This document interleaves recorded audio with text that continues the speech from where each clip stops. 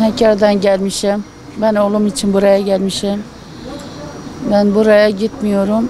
Oğlum olmadan buraya gitmem. Ben oğluma sesleniyorum. Oğlum beni görürsen benim oğlum gelecek. Oğlum seni sesliyorum. Eğer beni görürsen beni acı gel ben hastayım. Senin için buraya oturmuşum. Ben buraya gitmeyeceğim gelene kadar. Oğlum seni bekliyorum. Gel. Bize acı. Biz günahız. Eve gel oğlum. Yeter.